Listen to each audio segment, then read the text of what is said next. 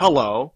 Today is August 13th, 2016, and I have created several spreadsheets for plotting the points for the S.H.O drive information for the geometry.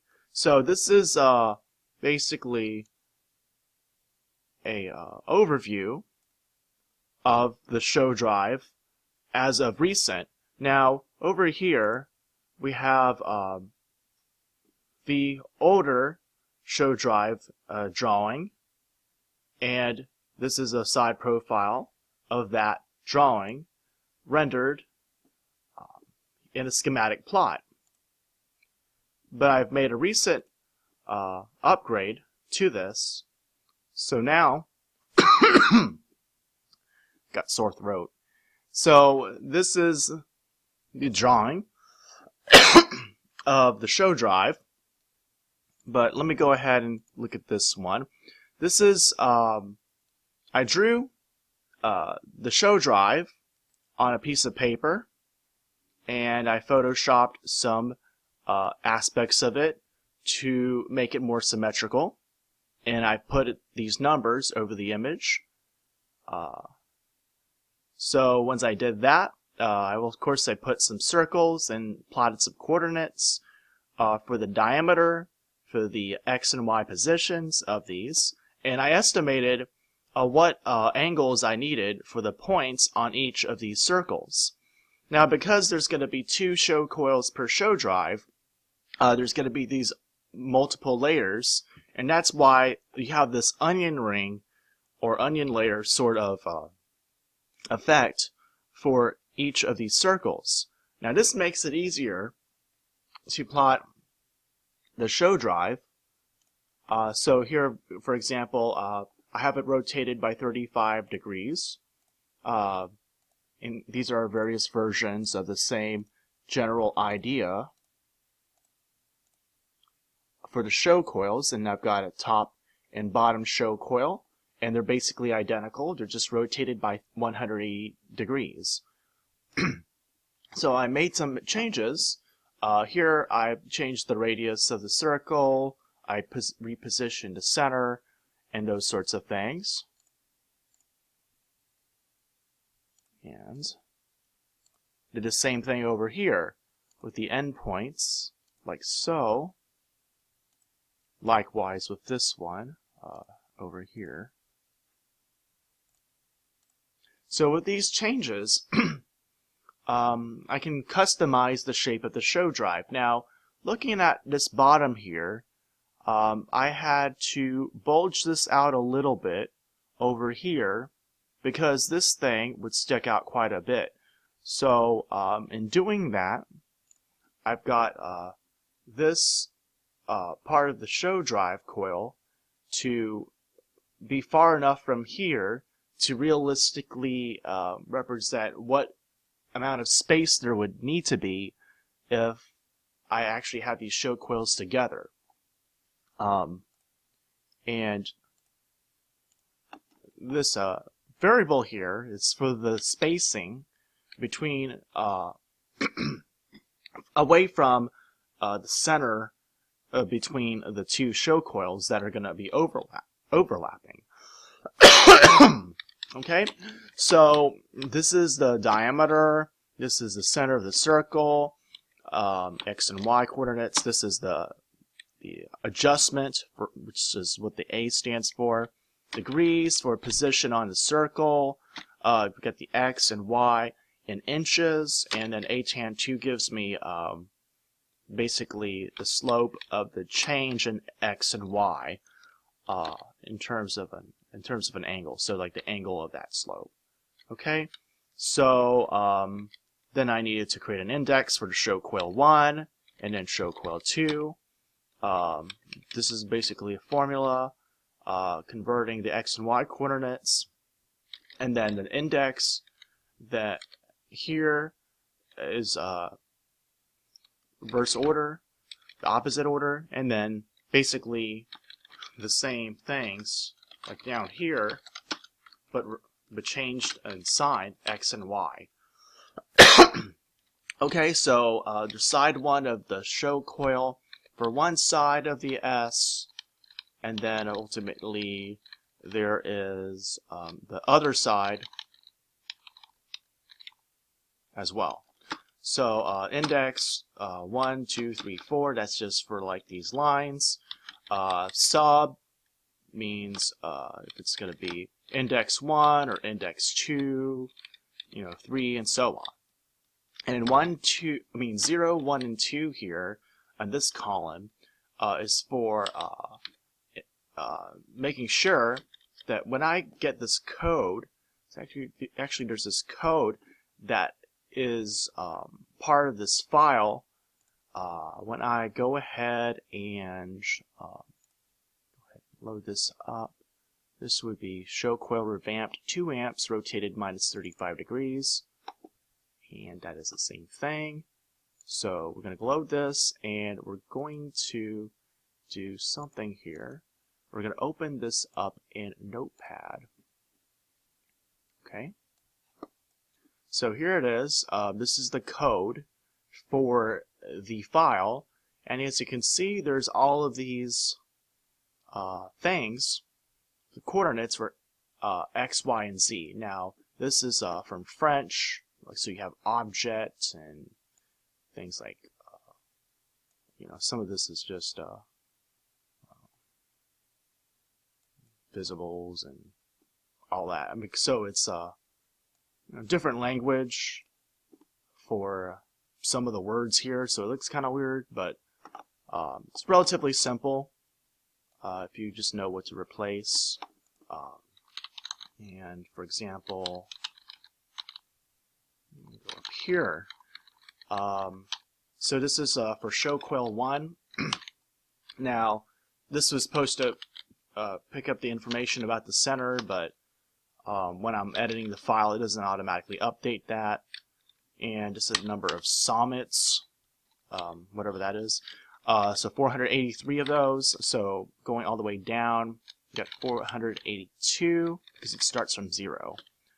Sommet selection 1 means it's going to select 1 for that S.H.O coil. So for example, okay, so S.H.O coil 1. So sommet selected. So selected summit. What do you call it? The summit. It's 2. Here it's 1. So let's say, for example, I wanted to change this. Let's change this to 0, right? So I save this. Now I'm going to close this, open this, load this again, and here. Now when I open S.H.O coil 1, it shows the selected summit 1. Now, let's say I make this 5, so this should show number 6 when I load this up. Again, objects. Now it shows number 6. See? So basically, that's the idea. And see, we have 4.4 times, so this is 44 amps. Now each S.H.O coil is supposed to represent about 22 turns. So, for example, where would this be? There's all these other extra objects that are sampling points for magnetic fields and such. So there it is. The current is 44. Let's say if I wanted to change it to negative 44. So I save that one. Let's load it up. And here it is. So now I changed the current in one of the S.H.O coils, so we see a different pattern. Here it is, negative 44. So let me go ahead and change it back.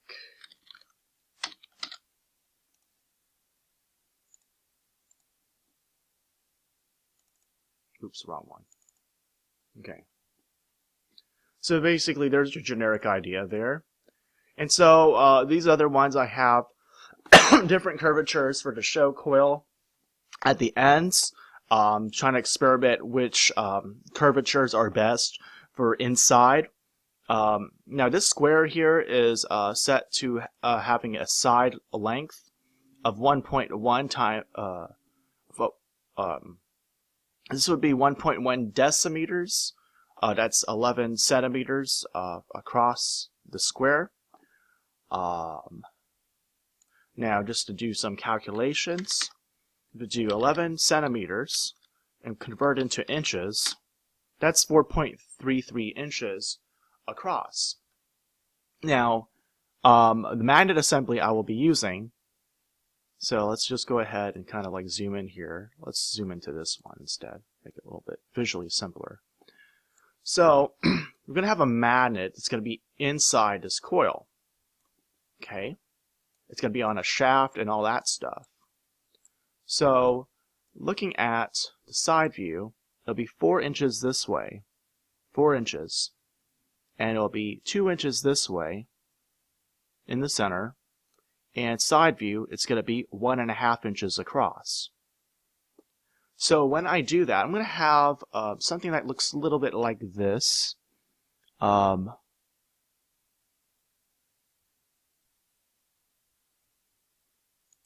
This magnetic field line confirmation.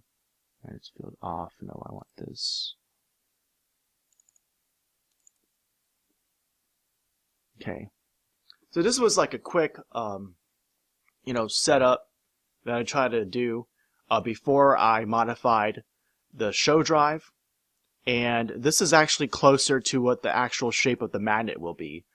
It will have a top layer. It's going to be slightly different in width, but basically the overall dimensions are pretty much the same. Let's see if I was hiding the. I have the fields lines here. Okay, so I want to see one that has the field line confirmation. The center coils. Coordinates adjustment. I think it's this one. I don't know. I'm not sure if these descriptions make sense. Okay. Now it's going to try to show. Oh, no, that's not it. Yeah.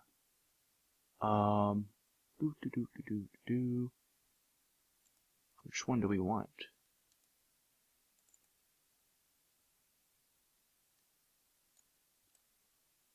Okay, there we go. This one's got some magnetic field lines.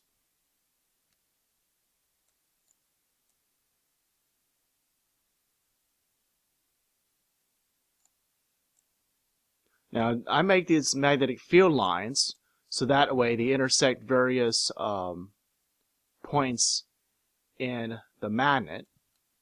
As you can see, these field lines will come off the sides of this magnet. Now, this ring is just a guide that I use. It's actually made out of a solenoid object from the program. You can see, like, these lines are basically from the same part of this magnet that's inside. It's actually going to be a permanent magnet. It's not instead of a solenoid. So I'm going to have a permanent magnet made of neodymium about the shape of this in the center, and it's going to have these lines of flux coming out pretty much on the side at various positions. Let's look at the top view. So zooming out, you have a general idea of what parts of this magnet will have lines of flux coming out the side, and it's a good amount, really. I mean, you've got all these other smaller lines of flux over there, and so this basically captures the overall design intent of the S.H.O drive. So yeah, it's pretty much all there is to this for now. After a couple more tweaks to the shape, I'll go ahead and make the S.H.O drive. So I would like to thank you for your time and have a great day.